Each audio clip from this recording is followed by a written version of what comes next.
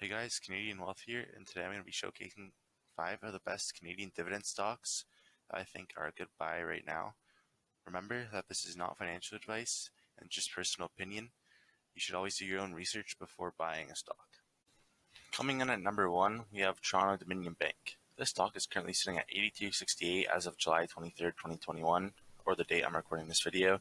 And as you can see, judging by this chart here, it was upwards of $87 within the last month, and now it dropped $5 or so to $82.68. I think a good call would be maybe waiting to see if it drops any lower, maybe something to like the $81, $80 range, and then buying, or even buying now. I think you can't really go wrong.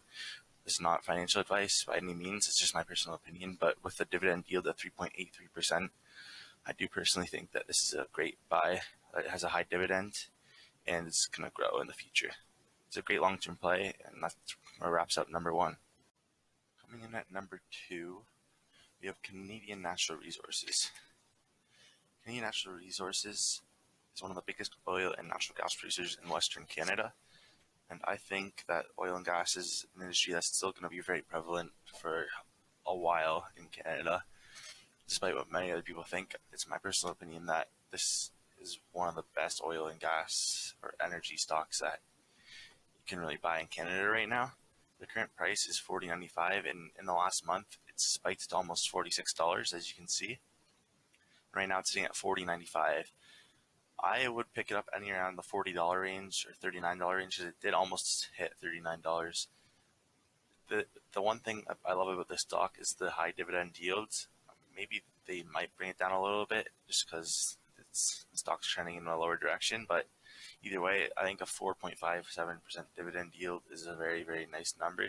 Even if they drop it to something like 4%, it's still going to give you a very nice dividend, and I think the 4% for this company is very sustainable, and that is why it is number 2 on this list. Coming in at number 3, we have Enbridge. Enbridge is another energy company, and this one is not too good for growth usually because of the really, really, really high dividend yield at 6.81% currently. Don't really expect this stock to grow, but if they can sustain even just keeping this price in a slow increase over time while maintaining this dividend yield, this is going to be a very, very nice long-term stock to hold on to. Like every $100 you put in the stock, you get $6.81 back if they can maintain that dividend yield. And if the price can just stay the same or go up a little bit over time, this is going to work out to an excellent play. And I don't see a reason why they can't sustain, maybe not this high of a yields, but anything over. They've been doing it for years, maintaining a high dividend yield like this, and I don't see a reason why they're not going to continue to do it. So I think this is a great long-term play, and this is why it hit number 3 on this list. Coming in at number 4, we have the Bank of Nova Scotia, or Scotiabank. As of July 23rd, 2021, when I'm recording this video, the current price is $77.92, and in the last month it's hit $81, which it's dropped $4 in the last month, well, $3 and change, but it's continuing. I think it's going to continue to drop a little bit, and I'm not going to get in yet, but I think a good buy would be anywhere around the $76 to $75 range. Picking it up at that price would be a target for me. That's just my personal opinion, though. The dividend yield is very high compared to the other Canadian banks, like TD's like 3.8% or something, and the Royal Banks is even lower than that. So this dividend yield is higher than the other big Canadian banks, but that means that the stock might not grow as much. So this one's just going to give you more of a dividend, but it might not give you as much of a growth as Royal Bank's going to give you. So it's up to you to make that decision what bank you want to go with. You can go with multiple banks. There's nothing stopping you from that. But personally, I like to pick 1 or 2 Canadian banks. It's all really personal preference, and it's up to you, and it's your decision to make. But I do think this is a good play if you can get it at the right price, and that is why it is number 4 on the list. Coming in at number 5, we have RioCan.